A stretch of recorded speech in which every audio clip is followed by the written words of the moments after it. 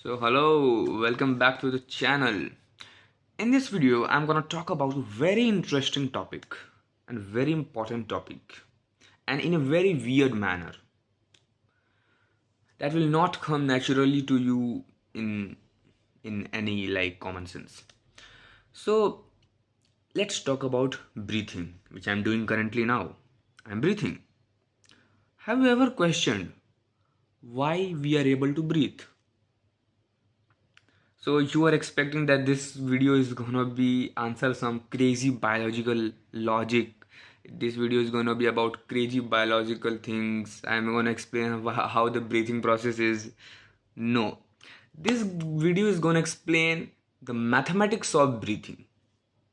Why it is mathematically possible to breathe. Sounds crazy, right? Let's get into the video. So let's start with the argument, right? Have you ever tossed a coin? Head, tail. There are only two possibilities, right? Head or tail. Okay. So, what kind of distribution is this? Warning, you need to have some mathematical knowledge to go into further this video, but keep up with me.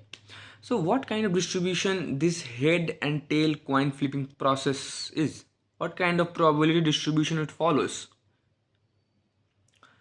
So let's say I perform what n trials. In n of the trials, I get in like x trials I get heads and y trials I get tails. So what is the distribution probability? P is the probability of getting head and Q is the probability of getting tail, and Q is 1 minus P. Okay, because probability should be normalized. P plus Q is equal to 1. Okay. So what is the probability distribution look like? P to the power x, Q to the power y. Okay, and x plus y equal to n, and we do not care in which occurrence of these events, like in which order we toss the coins. So ncn. So the distribution is Bernoulli distribution.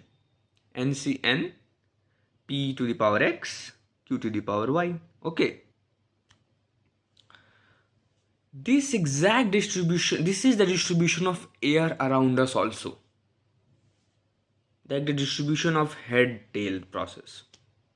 And you wanna ask me how? Let's look at this example. So suppose we are in a bubble in which air is everywhere. Okay, you are in a bubble in which air is everywhere, and you are in that bubble, in a bubble, a big bubble. Inside you, your breathing space is a small bubble. Okay, so I'm gonna talk about what is the probability of a air particle to be in your bubble. What is the probability? So for every air particle inside the big bubble, there are only two possibilities. It will be inside your bubble or it will be not inside your bubble. Okay. It will be inside your bubble or it will be not inside your bubble. So it is like head and tail. Okay, it is like head and tail. So it follows the Bernoulli distribution.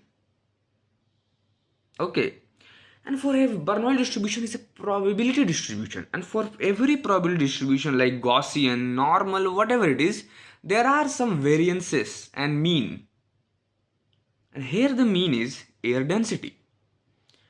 And what is the variance it is I'm talking about in this video? The variance of a Bernoulli distribution is inversely proportional to 1 upon root of number of trials. And what is the number of trials here in this bubble? The number of air molecules.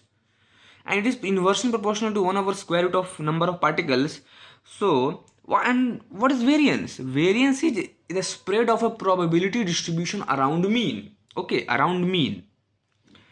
So, variance tells us how the number of air particles will fluctuate in your bubble. Okay, how the number of particles will fluctuate in your bubble. So how it will fluctuate? 1 upon root n, and root n is what? Number of air particles. How much is number of air particles? It's a huge, right? Avogadro number 10 to the power 23. So the 1 over root in quantity is very small. So the air, so number of in big bubble, in your breathing bubble, the number of air particles will not fluctuate. Why? Because there are so many air particles. And if it will not fluctuate, the scarcity of air in your breathing bubble inside that big universe bubble is very less, is not gonna happen. So every man has enough air available to breathe. The point is, there are so many air particles, so that like every man's breathing bubble, or every woman's breathing bubble,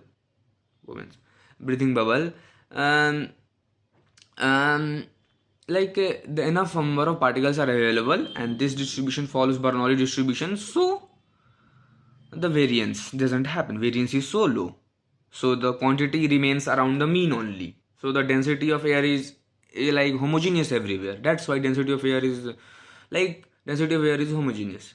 Like that's why density of water is homogeneous. So if the more the number of particles, the density will be homogeneous. The density will not vary.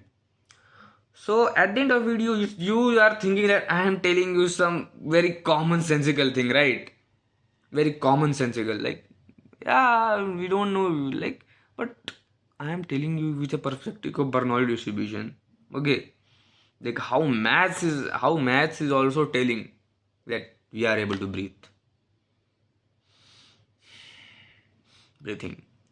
Okay, we'll meet you in the next video with a crazy idea, like like comprising this real day phenomena with mathematics and all that, and some hardcore mathematics, rigorous mathematics, quantum mechanics, and all that. I'll come up with a next crazy idea in the next video. Bye bye till then.